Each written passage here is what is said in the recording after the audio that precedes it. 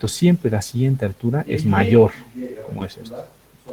En cambio, las frontales, como es el caso de la S2, más bien es al revés. Las siguientes alturas son menores. Entonces, a un principio tiene una altura grande, la siguiente es menor, la siguiente es menor, la siguiente es menor, es menor, es menor. O sea, es una curva que va bajando. En cambio, las otras dos son curvas que van subiendo. Esa es la diferencia entre una curva de remanso y una curva frontal. La de remanso es por eso, porque va a ir subiendo, y la frontal es porque va a ir bajando. Entonces, eso es lo que habíamos visto, y habíamos visto un poquito también este asunto de que justamente el numerador y el denominador depende de los signos que tengan para saber si va a ser positivo o si va a ser negativo. Si el signo que tiene es positivo con positivo, siempre va a dar positivo. Entonces estamos en este caso, negativo con negativo va a darte positivo y estamos en remanso. Solamente si es positivo y negativo o negativo y positivo, el numerador y el denominador va a ser negativa y vamos a estar en el caso de los frontales. Eso depende un poquito del signo que va a tener el numerador y el denominador nada más. ¿Y ese signo de qué va a depender? Ese signo va a depender, por ejemplo, en este caso, si queremos que sea negativo arriba, negativo abajo, este término, el SF, tiene que ser mayor que el SO. Y el fruto al cuadrado tiene que ser mayor que 1. En ese caso, estoy en esto que es negativo, negativo. Esos se dan aquí abajo, en los perfiles S3 usualmente. Aquí está S3. Cuando es positivo, positivo, se dan los perfiles S1. Y positivo, negativo, se dan los perfiles S2. Entonces, de eso habíamos visto nosotros.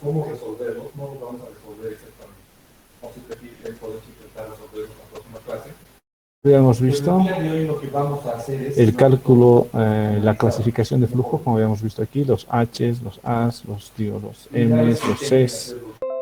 Habíamos visto esta tablita que les dije que es una tablita súper importante porque esta tablita que nos muestra qué tipo de perfiles hay, cuáles son sus nombres, dónde se ocasiona el perfil, si es entre la normal y la crítica, si es encima de la normal y la crítica, si es backwater, significa curva de remanso, y down, curva frontal.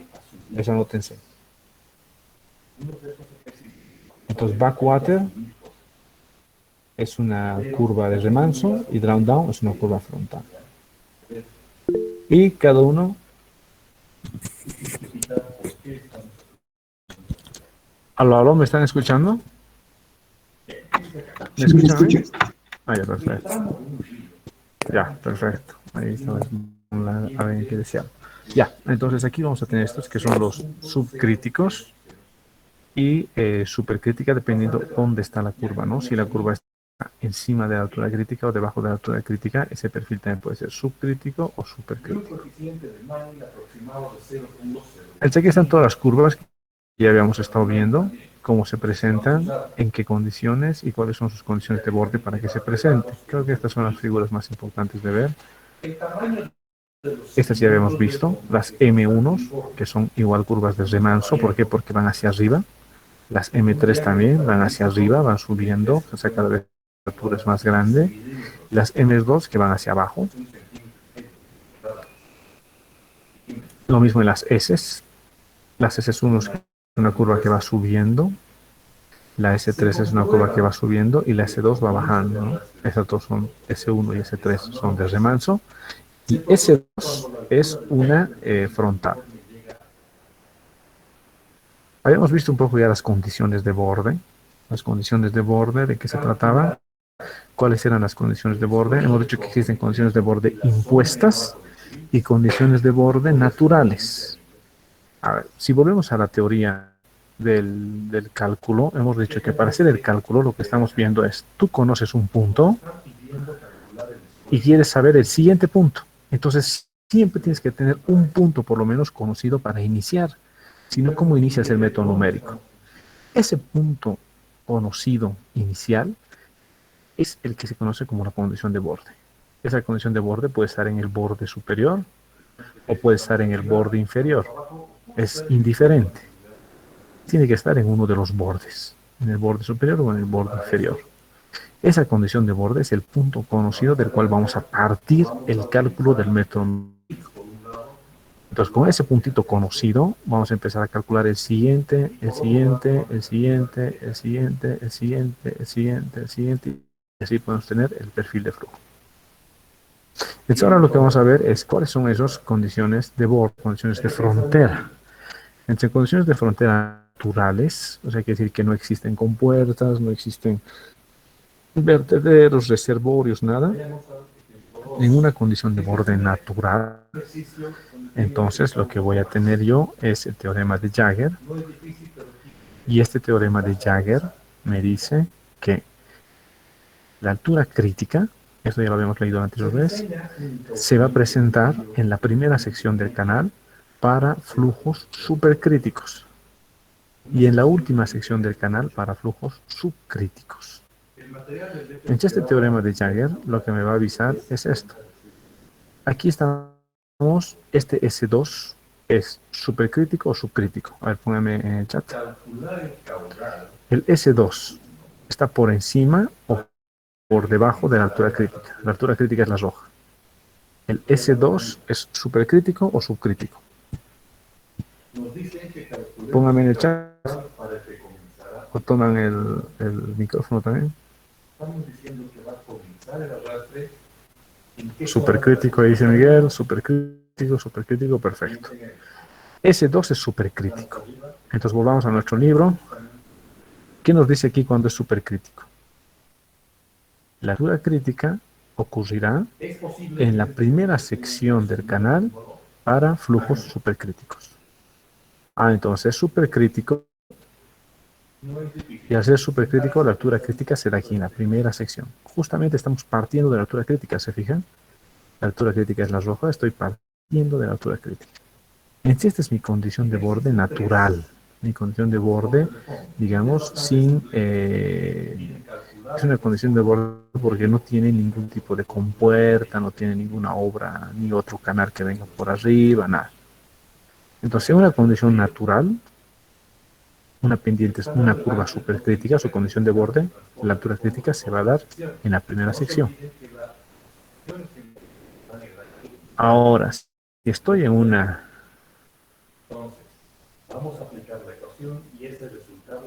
M, esta M2 es una curva supercrítica o subcrítica. Aquí está la altura crítica en roja. Les he dicho que siempre la roja va a ser la crítica y la verde la normal, ¿no? Esta curva M2 es supercrítica o subcrítica. A ver, póngame en el chat. Es subcrítico, dice Jorge. ¿Alguien más? Subcrítica, exacto. Entonces es una curva subcrítica. Ahora, ¿qué dice el teorema respecto a las subcríticas? La altura crítica se presenta en la última sección del canal para flujos subcríticos. Entonces, cuando es subcrítico, es en la última. Entonces, parte de la crítica. Este puntito se convierte en mi condición de borde. Y desde este puntito calculo hacia este otro lado. Por eso la flecha va en este sentido, que la flecha es el sentido de cálculo. Y en el S2, como hemos visto hace rato, parte de aquí es mi condición de borde conocida y tengo que partir el cálculo hacia abajo. Entonces son condiciones de borde, estas dos, tanto para la M como para la M2 como para el S2, son condiciones de borde que se conocen como condiciones de borde naturales, porque no tienen compuertas, no nada, digamos, artificial que esté modificando las condiciones de borde. Lo siguiente es que cuando tengo algún tipo de condición de borde artificial, las condiciones de borde artificiales es por alguna obra, por ejemplo esta, una compuerta. Entonces la compuerta, la apertura de la compuerta se va a convertir en mi condición de borde automáticamente. El agua solo va a salir por aquí. Si no tuviera ninguna compuerta, va a salir por la crítica, porque es una curva supercrítica esta, la S2, lo hemos visto ahorita. Si tengo una compuerta y la compuerta está entre la crítica y la subcrítica, digo entre la altura crítica y la altura normal, entonces este se va a convertir en mi punto de condición de borde, este. el agua sale por acá. Si mi compuerta la cierro aún más, entonces también se va a convertir en mi punto de salida del agua, pero en este caso lo que va a hacer ya no va a ser una S2, sino va a ser una S3 que va a tender hacia la normal. Lo que pasa aquí va a ser, estas son pendientes M, entonces la compuerta lo que va a hacer es me va a fijar una M3 aquí.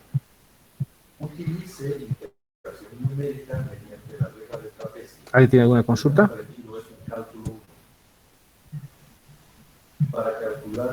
Elmer creo que tiene el micrófono abierto.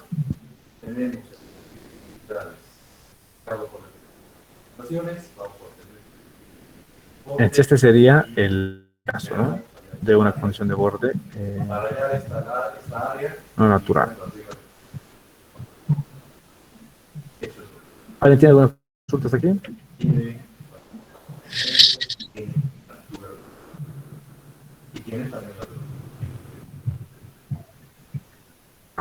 Continuamos. Elmer Villarroel, ¿estás con tu micrófono prendido? ¿Puedes apagarlo?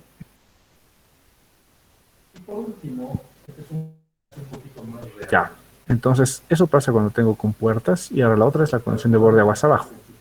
La condición de borde aguas abajo también me va a fijar una condición de borde.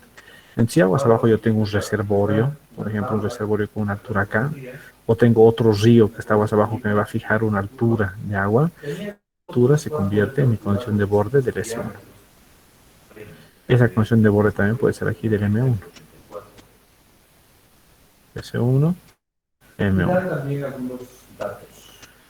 Si esa condición de borde está por aquí, o sea, por debajo de la crítica, entonces la M2 es una subcrítica, como hemos dicho, en la condición de borde se convierte en la altura crítica. Aquí, la altura crítica inmediatamente. Si esta mi condición de borde está entre la crítica y la normal, entonces es como si una condición de borde impuesta, este se convierte en mi punto de cálculo. Entonces la condición de borde aguas abajo también es una condición de borde que si es artificial, por ejemplo la presencia de un reservorio, me va a fijar una altura para cálculo. Si esto fuera una caída libre y aquí yo no tuviera agua, si mi agua estuviera aquí abajo, ahí estuviera el agua, entonces es lo mismo. El punto aquí sería la crítica, porque el agua va a pasar por aquí antes de la caída. Por eso aquí dice free overfall, que significa caída libre.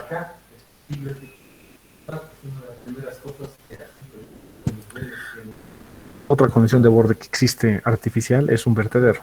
Si yo tengo un vertedero aguas abajo, este vertedero me va a generar una subida del nivel del agua hasta que pase sobre el vertedero.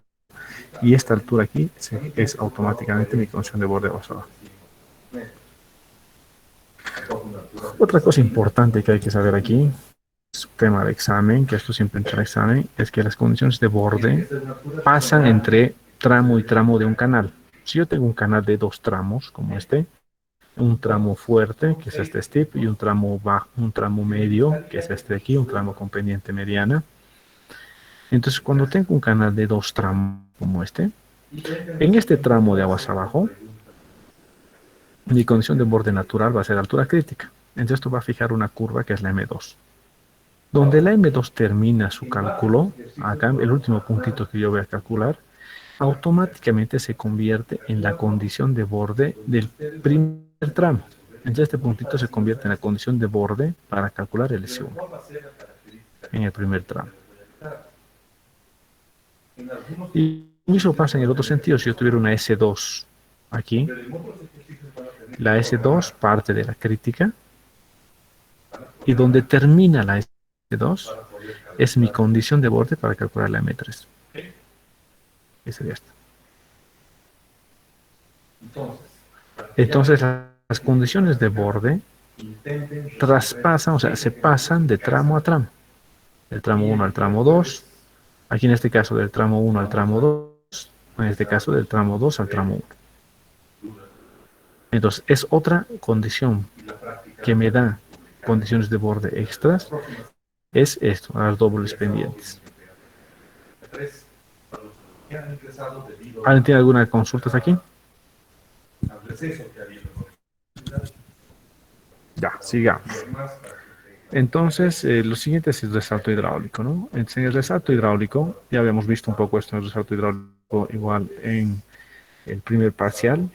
Entonces, el resalto hidráulico es la única manera de pasar de flujo supercrítico a flujo subcrítico. No hay otra manera. No existe una manera así suave de pasar, no. Única manera de pasar de supercrítico a subcrítico es el resalto hidráulico. Es la única forma. Entonces, para poder calcular el lugar, el sitio de ocurrencia del resalto hidráulico, lo que yo voy a aplicar es la fuerza específica. Sabemos que el resalto hidráulico se da donde la fuerza específica es la misma. Entonces, lo que voy a hacer, voy a igualar fuerzas específicas del punto 1 con el punto 2, como está aquí, igualdad de momentum entre el punto 1 y el punto 2, y de esa igualdad de momentum entre el punto 1 y el punto 2 voy a sacar sus fuerzas específicas. La fuerza específica 1 es igual a la fuerza específica 2, y donde las fuerzas específicas sean iguales, se produce el resalto hidráulico. Para las alturas que den fuerzas específicas iguales, se produce el resalto hidráulico. Entonces, con esta ecuación, estas curvas las habíamos visto ya en hidráulica en el 20 y en el libro de Ponce, donde tengo que para una misma fuerza específica tengo estos dos distintos H's.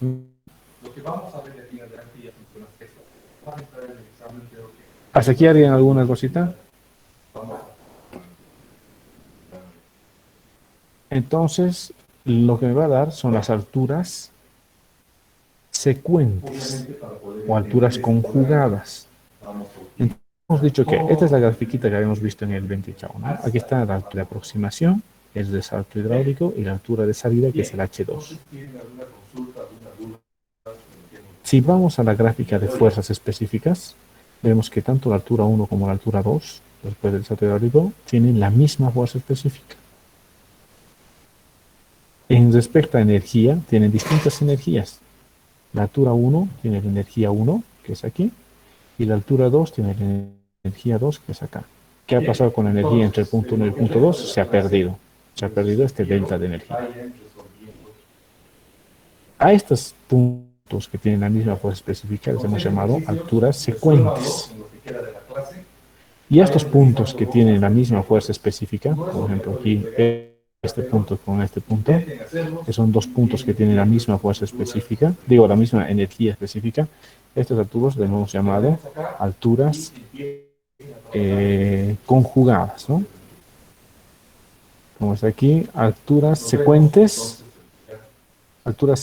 son estas, las que nos interesan, y estas son alturas, a ver, no, las secuentes también son conocidas como alturas conjugadas, ¿no? Tanto H1 con H2 son alturas secuentes o conjugadas, y estas otras alturas acá solamente representan a que tienen la misma cantidad de energía específica. Alturas alternas se conocen estas dos. Esta con esta son alturas alternas, y aquí esta con esta son alturas secuentes.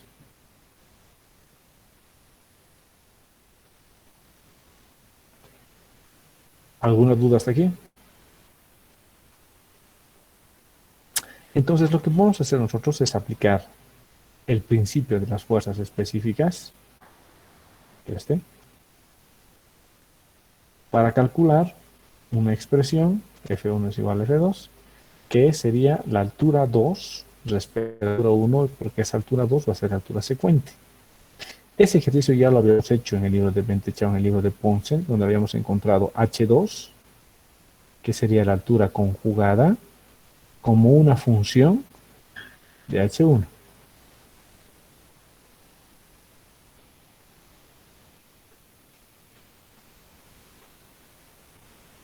H2 como una función de H1. Esto ya lo habíamos hecho, es una ecuación que aquí también el Verlamont también la encuentra la ecuación, que es la que nos va a servir para encontrar las alturas secuentes. Entonces, para cada punto de cálculo que yo tengo de una curva supercrítica, puedo calcular su curva secuente, su altura secuente. Hemos dicho que cada perfil de flujo lo voy a poder dibujar como una serie de puntos computacionales. Entonces yo estoy calculando este perfil S2. Entonces mi punto de partida es este de aquí. El siguiente punto lo calculo y va a ser acá. Siguiente punto lo calculo acá. Siguiente punto acá. Siguiente punto acá. He calculado esos puntos. Siguiente punto acá. Entonces ya calculo todos esos puntitos. Y para todos los puntos de una curva supercrítica, como es la S2, puedo calcular sus secuentes. Entonces, de este punto, su secuente es la misma, porque la altura crítica es el donde se une la secuente con la supercrítica. ¿Por qué es el lugar donde se unen las secuentes con la supercrítica? Por esta figura, ¿no? La altura crítica está aquí. Es decir, la altura es el lugar, cuando estoy con la altura crítica, donde es un valor único de fuerza específica. Entre la fuerza específica se iguala, la F1 y la F2 es la misma para la altura crítica, para una sola altura. Entonces, por eso, la altura 1 y la altura secuente, la altura supercrítica, la curva supercrítica y su secuente se unen en la crítica, por esta figura.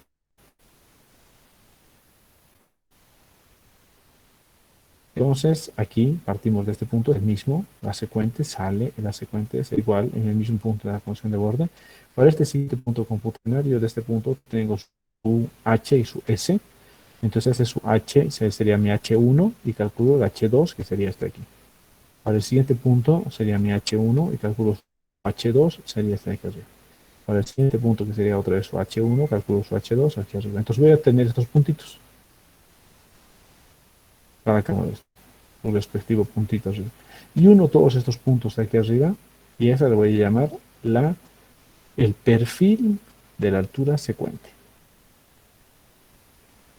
Que es aquí por sus siglas en inglés, es Sequent Deep Line, que es el perfil de las profundidades secuentes. Que es este. Entonces, una vez que yo puedo dibujar la curva supercrítica, puedo dibujar la altura secuente de la curva supercrítica, su perfil secuente, donde este perfil secuente se intersecte con ese 1, quiere decir que se le resalta. ¿Por qué? Porque eso quiere decir que a esta altura la fuerza específica de S1 es igual a la fuerza específica del secuente. Y si es igual a la fuerza específica de la secuente, es igual a la fuerza específica de S2, porque la fuerza específica es la misma en la secuente y en S2. Entonces, en este estoy seguro que la fuerza específica de S1 es igual que la fuerza específica de S2. En este punto, en esta altura. Entonces, este punto se convierte en mi punto de ocurrencia de desasalto hidráulico. Entonces, el perfil de flujo va a ser así, va a venir por aquí, por aquí, por aquí, por aquí, por aquí, resalto y luego se va a ir por aquí. Y esa es la forma como se va a comportar el agua. ¿Alguien tiene alguna consulta?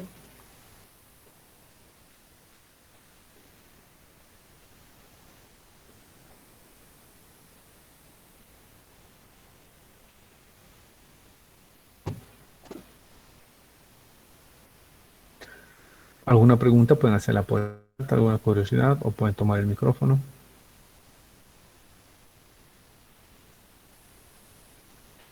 Ya, entonces lo que vamos a aprender ahora numéricamente es a calcular los perfiles de flujo, tanto los perfiles supercríticos, los perfiles subcríticos, los perfiles de curva de remanso, como es la S2, y los perfiles frontales, como es la S2, digo, los perfiles de remanso, como es la S1, o los perfiles, perdón, o los perfiles frontales, como es la S2. Vamos a aprender numéricamente a calcular cada uno de los perfiles.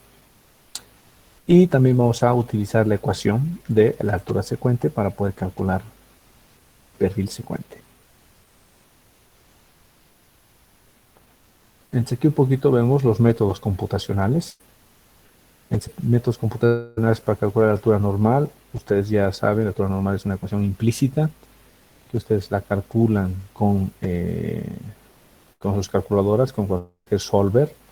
Aquí el Verlamont nos da el método del punto fijo, el método numérico para hacer el cálculo, pero ustedes no necesitan, o sea, directamente lo hacen con cualquier software. La altura crítica, que también es una función implícita, si es una sección no rectangular, solo para rectangular es explícita. Si es una Si es una sección de cualquier otro tipo, trapezoidal, triangular, cualquier otro tipo, ya se convierte eh, en una implícita. Entonces igual hay que resolver con algún solver, ¿no? Como en este caso. Y finalmente llegamos a el cómputo o el cálculo de los perfiles de flujo.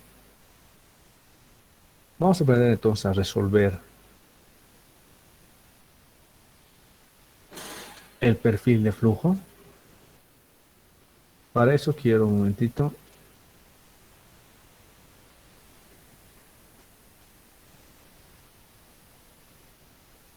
No sé si ustedes lo han conocido este libro. Quiero hacer un poquito, quiero recordar un poquito con ustedes algunos métodos numéricos para que nos acomodemos a lo que vamos a aprender ahorita para poder resolver la diferencial de la ecuación de Bres.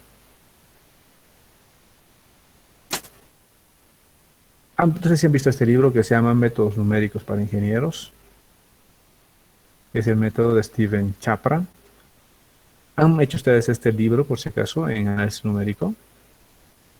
Me lo pueden poner en el chat, un sí, los que han utilizado este libro. Si es que han visto este libro en análisis numérico. O un no si no lo conocen.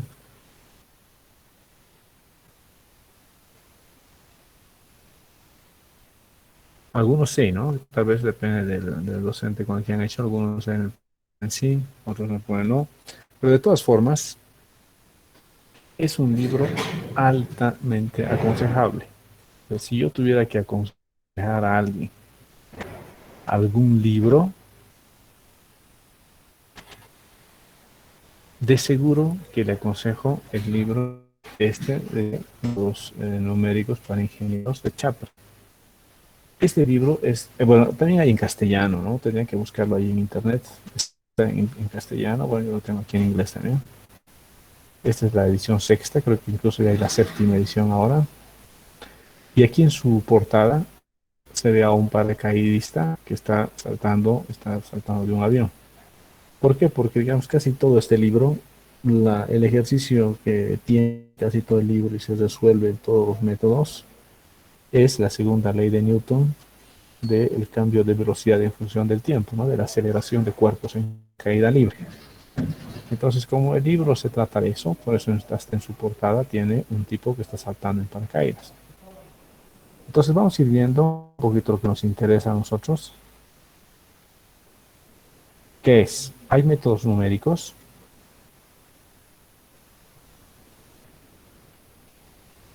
¿Para qué nos sirve el método numérico? Un método numérico nos sirve para, yo tengo aquí una figura que es el cambio de la velocidad respecto al tiempo, lo que les he dicho, la segunda ecuación de Newton. Cómo vamos ganando velocidad respecto al tiempo, que está la aceleración, ¿no? Existe una velocidad terminal, porque nosotros estamos en caída libre, llega un momento que por más de que pase más de 2 segundos, en 12 segundos tú has llegado a la velocidad máxima que vas a tener en una caída libre. Y luego ya no vas a ganar más velocidad y se va a mantener asintótico, ¿no? Pero ¿cuál es la forma de resolver esto? Existe una solución analítica de la ecuación de la segunda ley de Newton. Con eso resuelves la analítica y tiene funcióncita. Pero ahora yo quiero resolver esta ecuación diferencial no de una manera analítica, sino que resolverla con un método numérico, una solución numérica de la ecuación de la segunda ley de Newton. Entonces el método numérico es esto, es exactamente lo mismo que estamos haciendo nosotros. Conozco mi posición y mi velocidad actual y quiero calcular la velocidad futura para un tiempo dado. Yo en lo que estamos haciendo nosotros de hidráulica conozco la altura y la posición y quiero calcular la altura en una posición siguiente. Es exactamente lo mismo, por eso aplicamos este método numérico. En este caso, conozco este y quiero aproximar el siguiente. Para poder aproximar el siguiente, lo que tengo es la pendiente en este punto. La pendiente es igual a los deltas, ¿no? El cambio de velocidad respecto al cambio de tiempo me va a dar la pendiente en este punto, es esta, y la pendiente me va a aproximar a este punto. Entonces, mientras más pequeño sea mi delta, la pendiente en el punto de la figura del perfil que tengo se va a aproximar más a lo que estoy buscando. Entonces, de eso se trata. Ustedes se acuerdan de la ecuación de Euler, es esta, es la aproximación de la pendiente, que es esta, la aproximación de la pendiente, donde yo tengo el delta, tenía la ecuación diferencial del cambio de velocidad respecto de tiempo, que es esta. Lo voy a hacer el delta B respecto de delta T. Esto va a ser, este es un método, este es el método que lo llamamos el método de diferencias finitas divididas, que es este, que es el método de Euler. Aquí está, Euler's Method, que ustedes lo han aprendido en métodos numéricos. Este método de Euler es exactamente lo que nosotros vamos a aplicar ahora para resolver nuestro perfil de flujo. Con un poquito, una pequeña variación, pero es el método de Euler. Es otra cosa que es importante ver aquí es, mientras más seguidos sean los puntos, mi solución numérica va a estar más cerca de mi solución analítica. La solución analítica es la solución de la ecuación diferencial de manera analítica. Es, digamos, lo más cercano o es lo que nosotros ya vamos a llamar como la solución verdadera. Y el método numérico lo que me va a dar es una aproximación, que es esta que está aquí arriba. Entonces, mi solución analítica es esta, la línea de abajo, la ploma, y mi solución numérica es esta de aquí arriba. Esto es con unos deltas de un segundo más o menos, ¿no? Sí, un segundo. Si yo tuviera deltas de medio segundo, seguro que en este caso,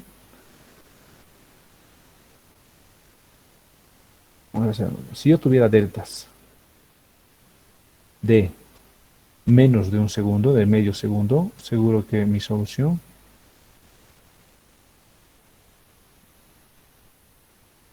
iría más por aquí.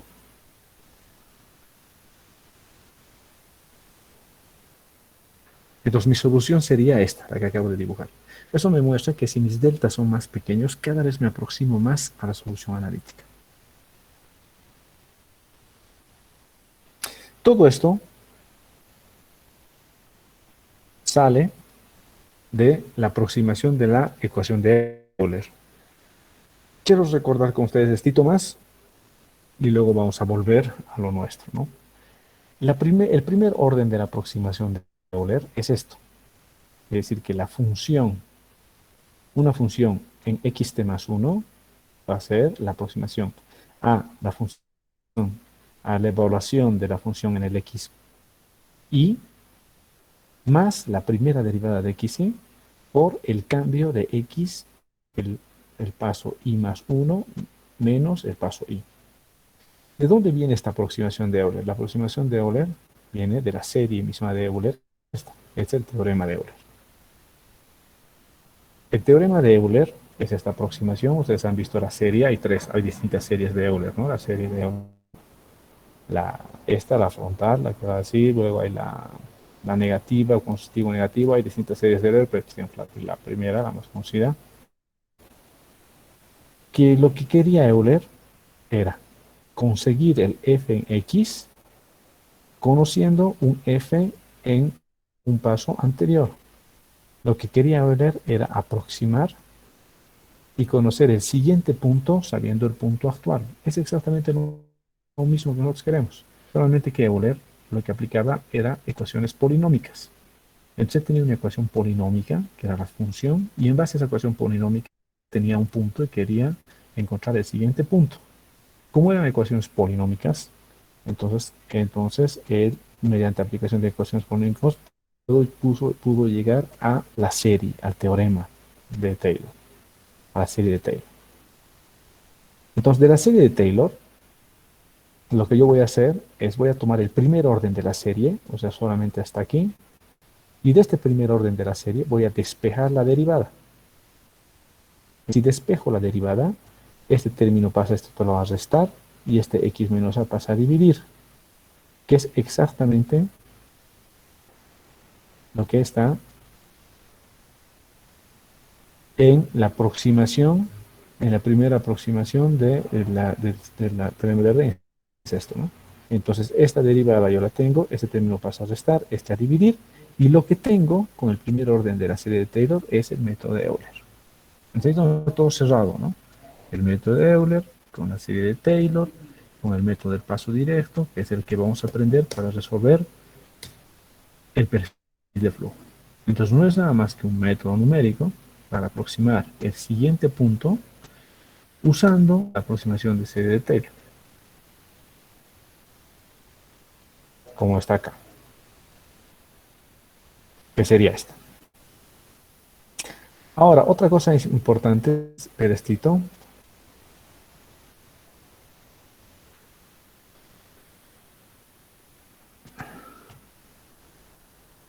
Con esto pasamos a otro. Esta figura me gusta mucho porque explica mucho. La línea negra es la solución analítica o la verdad. Por eso dice true. Si yo voy a aplicar el orden cero de la serie de Taylor, estoy diciendo que el punto siguiente, el punto, o sea, yo conozco este mi punto es de partida, este punto lo conozco. Siempre en métodos numéricos tengo que tener un punto conocido, que es mi punto de partida. Si no tengo un punto conocido de partida, no puedo aplicar ningún método. Entonces, esta es mi condición de borde, mi punto conocido. Y yo conociendo este punto, quiero calcular el siguiente, o sea, quiero estimar cuánto puede ser el siguiente punto. Entonces, si aplicara el orden cero de la serie de Taylor, que sería este, digo que el siguiente punto, el f de x y más 1, que es el siguiente punto en x y más 1, la evaluación en x y más 1 de f, de la función f que está aquí, va a ser igual al anterior. Entonces se mantiene recto, porque el fxy va a ser igual al fxy más 1. Entonces, si aplico el orden cero, se mantiene. Si aplico el orden 1, el primer orden, hasta acá, entonces estoy diciendo que el siguiente punto va a ser la pendiente en este punto. Si se fijan, esta es la pendiente. Y esta es una recta. Entonces el primer orden es la aproximación lineal del punto. Por eso, métodos numéricos son aproximaciones lineales de las funciones. O sea, aquí se dan cuenta por qué decimos eso siempre. Por eso cuando ustedes hagan métodos numéricos avanzados alguna vez y escuchen a alguien decir vamos a linealizar el sistema, o estamos linealizando el problema, es por esto. Porque lo único que estoy haciendo es utilizar líneas chiquititas, pero líneas son rectas, para poder predecir los siguientes puntos. Si utilizo el segundo orden, ya no es una línea, porque hay una segunda derivada, y es una parábola. Entonces podría yo numéricamente utilizar el segundo orden, porque es una mejor aproximación. Pero la macana de utilizar el segundo orden es que ya es una doble derivada, ¿no? Entonces ya no puedo despejar de aquí la derivada del cambio. Igual se puede hacer, o podrían hacer, numéricamente es un poquitín más complejo, pero se puede hacer. Pero usualmente nosotros nos quedamos con el primer orden. Y lo único que hacemos es este delta, el h, el paso, este delta, lo hacemos más chiquito, porque mientras más chiquito lo hacemos, tenemos una mejor aproximación. Por ejemplo, si mi delta es grande, como aquí, y yo sé que el valor verdadero es este punto negro. Mi punto que estoy prediciendo es este punto de aquí, y el error es lo más grande, ¿no? Miren, es esto. Este es mi error.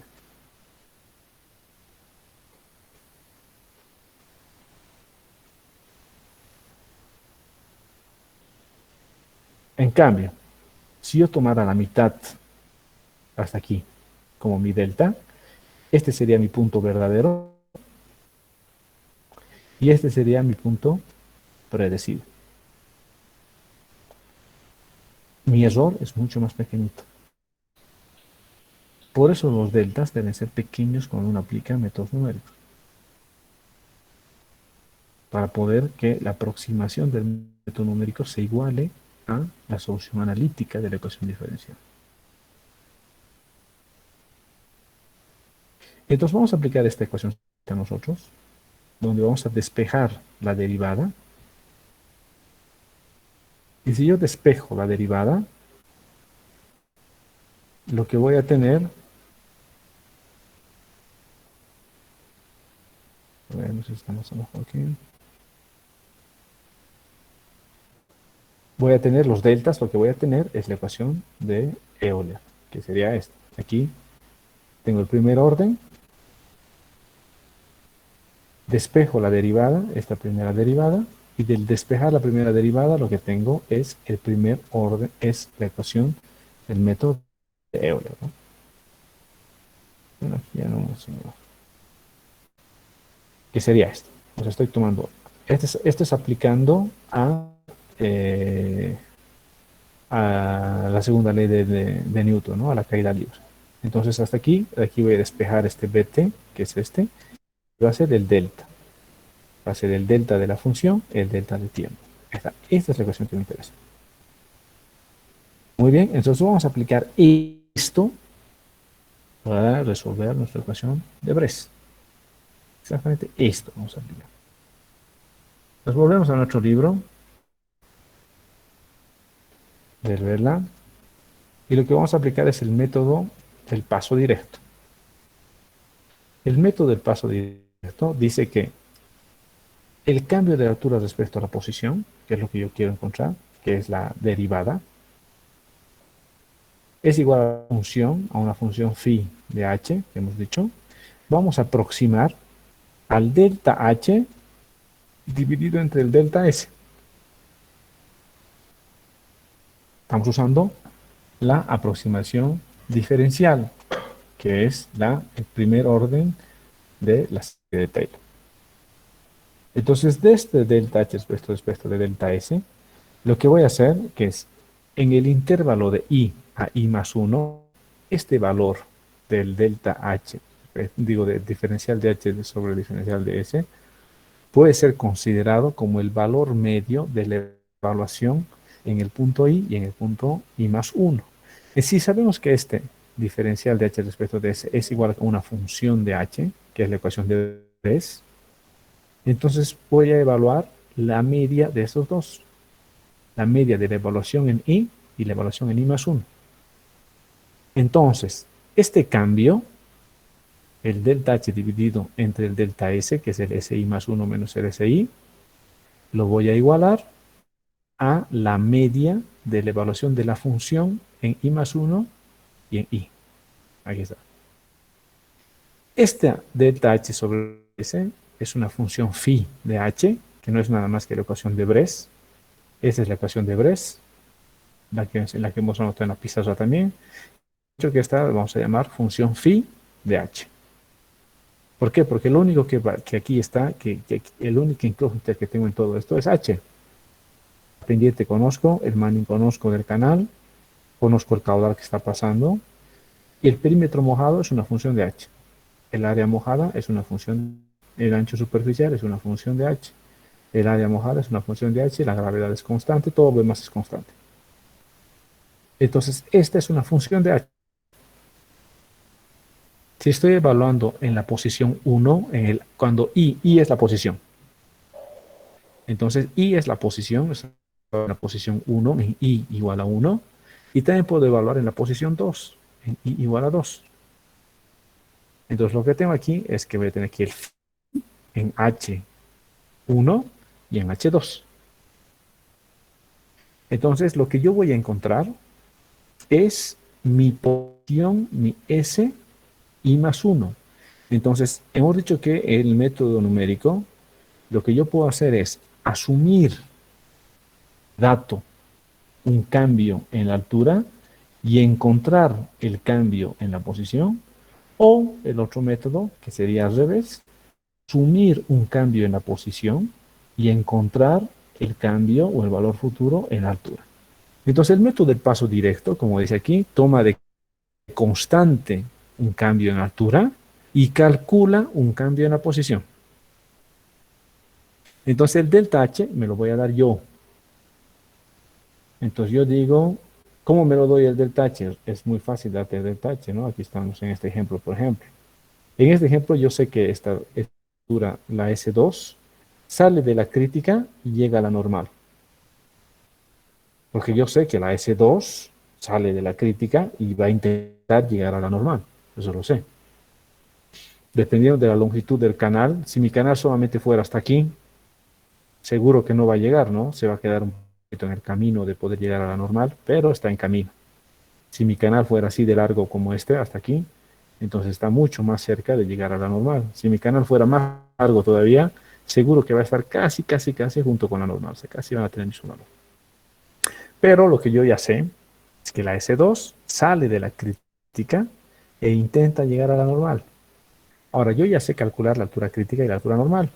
Entonces sé que la altura crítica es 1, por ejemplo, y sé que la normal es 0,5, por ejemplo.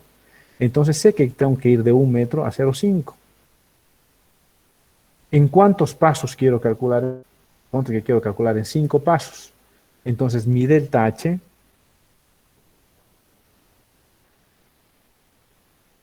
va a ser 5, lo que les decía aquí. Yo conozco que mi altura, ponte que aquí, mi altura crítica aquí va a ser 1. Y mi altura normal va a ser 0,5.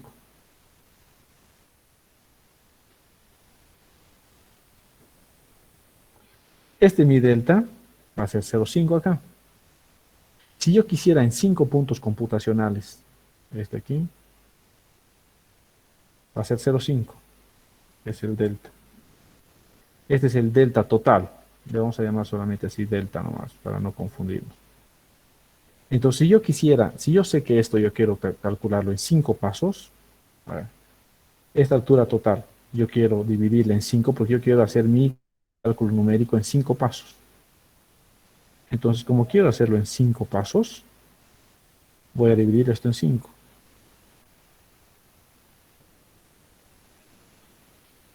Y cada uno de los deltas que voy a tener aquí, deltitas,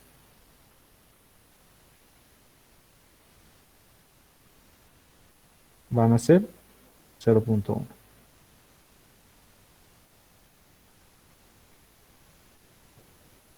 Entonces, el delta H yo me lo doy, dependiendo cuántas iteraciones quiero resolver. Entonces, si el delta H es dato, porque yo me lo doy, entonces el delta H aquí arriba es dato, la posición inicial es dato, lo único que quiero encontrar es la posición siguiente. Entonces aquí he igualado estos dos, y de aquí voy a despejar el SI más 1. Despejando el SI más 1, que es la posición futura, va a ser igual a la posición actual, más 2 veces el delta H que yo me he dado, la función de Bres, esta es la función de Bres evaluada en el H y más 1, más la función de Bres, phi, evaluada en la función HI. Entonces, con esta ecuacióncita, lo que yo voy a hacer es encontrar el siguiente delta S. O sea, ¿qué estoy haciendo? Lo que yo quiero hacer con el paso directo es esto. Yo tengo este puntito, este de aquí. Este es mi primer puntito. ¿Cuáles serían las coordenadas de mi puntito? El primer puntito que he marcado ahí. A ver, pónganme en el chat. ¿Cuáles serían las coordenadas de este puntito? Entre paréntesis. ¿Qué coordenadas tendría ese puntito? Mi Cero condición de uno. borde. Las coordenadas serían 0, porque en el eje S, en el eje X, es 0, y las coordenadas en el otro sería 1. Entonces yo conozco las coordenadas de este puntito, que sería 0, 1. Entonces el siguiente punto, no sé, pero lo que sí sé del siguiente punto es que voy a tomar un delta. Ese delta H ha hecho que mi H, que en mi siguiente puntito, yo conozco el H, que ahora va a ser 0,9.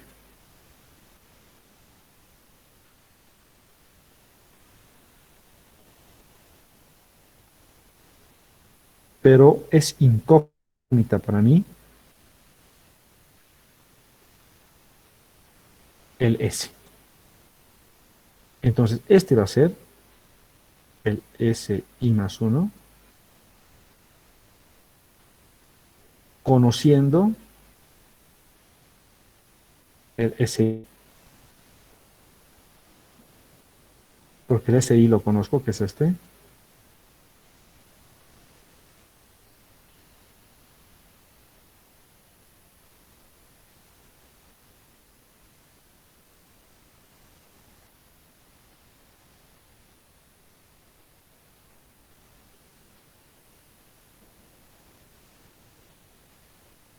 más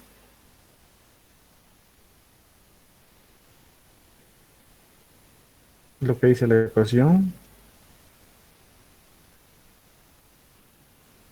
que es 2 veces delta H y la evaluación de phi en xi más 1 y en xi, más 2 veces delta H dividido entre la evaluación de phi en el hi más 1 más phi en el hi.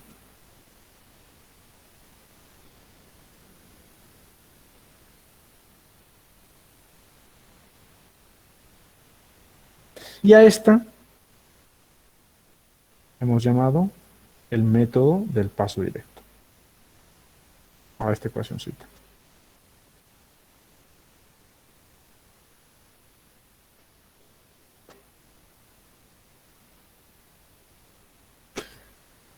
¿Alguna duda? Entonces, aplicando esta ecuacióncita, vamos a encontrar este valorcito que está aquí. Y una vez que encuentre este valorcito, este puntito se va a convertir en mi puntito anterior y voy a intentar calcular el siguiente. Este se va a convertir en el anterior y voy a calcular el siguiente. Este se va a convertir en el anterior y voy a calcular el siguiente, y así voy a ir aplicando el método numérico.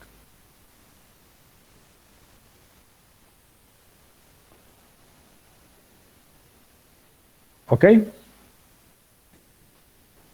Ya. Entonces, yo creo que mañana vamos a entrar directo a hacer el ejercicio. Lo vamos a hacer con ustedes, o sea, todo el mundo mañana con sus calculadoras.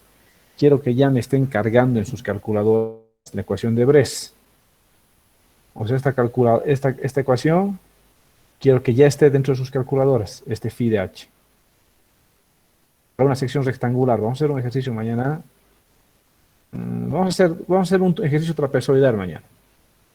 Entonces quiero que el perímetro mojado de la sección trapezoidal ya esté en sus calculadoras, el área mojada de una sección trapezoidal ya esté en sus calculadoras, el ancho superficial de una sección trapezoidal ya esté en sus calculadoras, de tal manera que esto y esto ya está en sus calculadoras en la memoria, y ustedes pueden calcularme este phi fácilmente. Esta ecuación del phi también ya está en sus calculadoras. Entonces, ¿qué tienen que cargar en sus calculadoras? Tienen que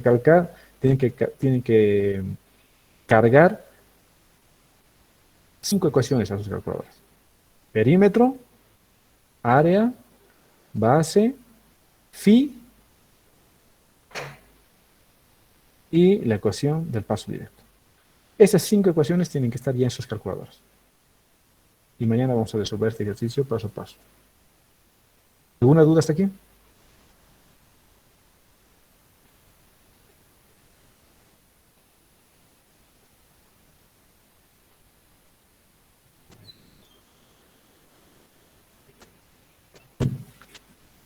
Mañana vamos a tener dudas, doctor.